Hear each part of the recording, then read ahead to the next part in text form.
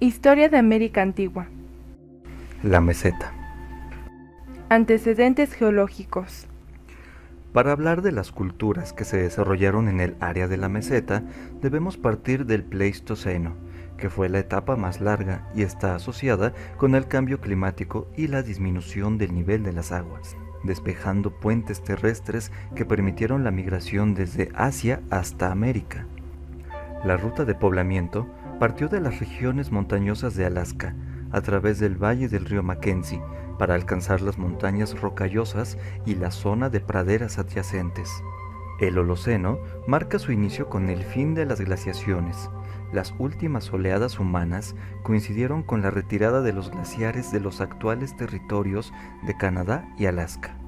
La región de la meseta se ubica inicialmente en el Arcaico, de 8000 a 6000 a.C., periodo donde se da el surgimiento de la agricultura y de las primeras aldeas. Características de la región. La meseta es una zona ubicada actualmente en el Pacífico Norte de los Estados Unidos de América y atravesada por el río Columbia. Comprende los actuales estados de Washington, Idaho y Oregón. Está ubicada entre las montañas Cascade y las montañas Rocosas. Se caracteriza por sus extensos llanos, colinas ondulantes y empinados cañones. Las afluentes de los ríos Columbia y Fraser tienen desembocadura con el mar, lo cual dota a sus aguas dulces con abundantes peces, así como de un suelo nutritivo y propicio para el crecimiento de árboles frutales diversos. En esta zona crecen bosques de coníferas, mientras que en otras áreas tienen solamente pastos espesos con bayas o camas, un tipo de azucena cuya importancia alimenticia destaca entre los habitantes de la región. Características del lenguaje.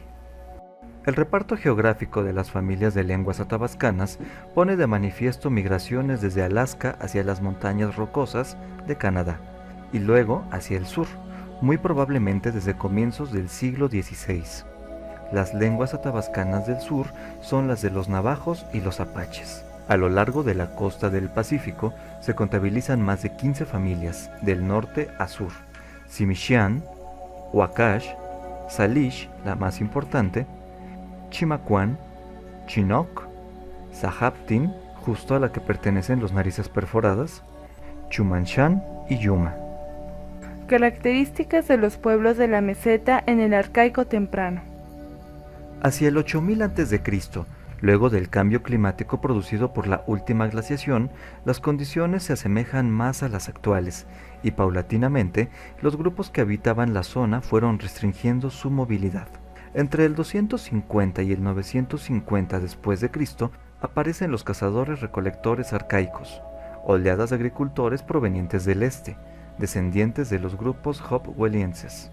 Para el 900 a 1850 después de Cristo, la mayoría de las poblaciones se instalaron en la periferia del territorio, con una economía fundamentalmente agrícola. Las migraciones continuaron, sobre todo durante el periodo de sequía, que se intensificó en toda Norteamérica hacia el siglo XIII, originado por cambios en el clima y fluctuaciones en las precipitaciones. Con la disminución de las precipitaciones, los vastos lagos de la Gran Cuenca se redujeron y por ende los bosques de coníferas de la región fueron reemplazados por la habitual maleza del desierto. Ello trajo como consecuencia la desaparición de gran parte de la megafauna pleistocénica. Sin embargo, los pueblos del Arcaico temprano continuaron cazando mamíferos de gran tamaño como el bisonte, el antílope, el ciervo y la cabra montés, pero integraron a su dieta mamíferos pequeños, aves y paulatinamente mayores cantidades de semillas, raíces y demás alimentos vegetales. La pesca ribereña formó parte de las actividades de subsistencia. Podían capturar gran número de salmones y otros peces. Los artefactos para la pesca encontrados en los sitios son puntas foliáceas lanceoladas, cuchillos y raspadores. Algunas de las primeras naciones de esta región son los pueblos Klamath, Klickitat, Walla Walla, Nez Percé, Nimipú, Spokane y Shuswap. La mayoría de estos pueblos antes del contacto vivían en bandas. Con el tiempo ellos mismos se fueron organizando en tribus y luego en confederaciones tribales. En la cueva Fort Rock, en Oregón, hay indicios de ocupaciones preclovis. Se han encontrado puntas sin acanaladuras que han sido fechadas en 11.200 a.C. y en la cueva Wilson Butte, en Idaho, donde algunos artefactos han sido datados en 12.500 a.C. También se han encontrado puntas de tradición clovis, principalmente en Nevada, Oregón, Idaho y en Utah. Aunque no existe una cronología precisa para estas puntas, que datan aproximadamente del 9500 al 9000 a.C. Características de los pueblos de la meseta en el Arcaico Temprano y la fase Windus y Cascade. La fase Windus obedece al periodo donde los habitantes hallaron refugio dentro de sitios rocosos. Destaca el uso de atlatls y de puntas en forma foliácea para la caza de ciervos, alces y antílopes. También incluían conejos y castores en su dieta, así como la recolección de mejillones en el río. Desde luego, la pesca del salmón y la trucha estaba dentro de sus actividades. A lo largo del río Snake, esta fase se desarrolló junto con otra, la fase Cascade. El consumo de vegetales era notorio, así como de semillas procesadas con manos y metates. Probablemente estos también se usaban para procesar nueces. En la primavera y en el otoño se dispersan de las macrobandas que se habían juntado en el invierno para hacer la recolección de las raíces de plantas y para cazar. En el verano se reunían porque era la época de apareamiento. Las bandas trataban de ser exogámicas, es decir, que los parientes directos no se apareaban entre ellos. Los sacrificios humanos se practicaban debido a las nevadas y escasez de comida. La práctica del infanticidio era una de estas alternativas extremas. Se elegían a los menores menos aptos para sobrevivir, quienes eran abandonados para que algún depredador los tomase. Culturas ribereñas de la meseta. La fase Tucanon, identificada así por los complejos ubicados en la región del mismo nombre, incluye puntas talladas toscamente con muescas y pedúnculo, además de algunos cuchillos tallados y guijarros de lados lascados. Con la ayuda de una piedra pulida, fabricaban morteros de tolva, manos y plomadas para redes. La dieta era prácticamente idéntica a los demás habitantes de la meseta: alces, ciervos, antílopes y salmones.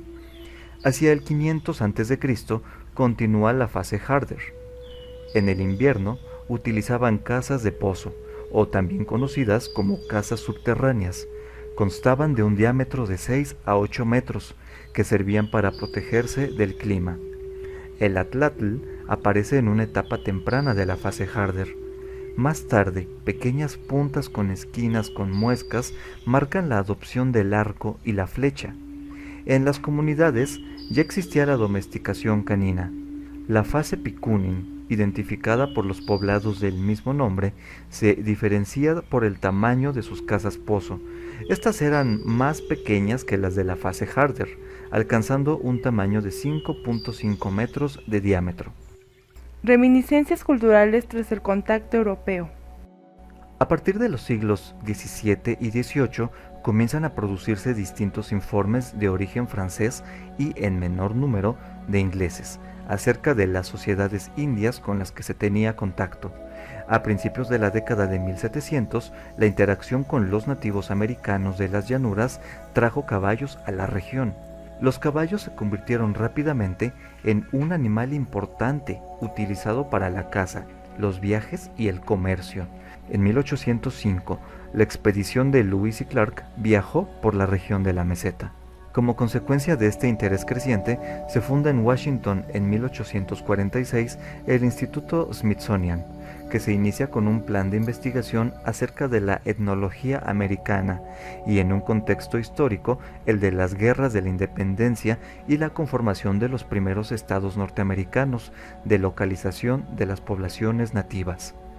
Aunque la arqueología y la antropología se desarrolló en la segunda mitad del siglo XX, los pueblos nativos ya no eran considerados para el proyecto nacionalista de Estados Unidos, por lo que su abandono es una muestra de los procesos expansionistas de los países.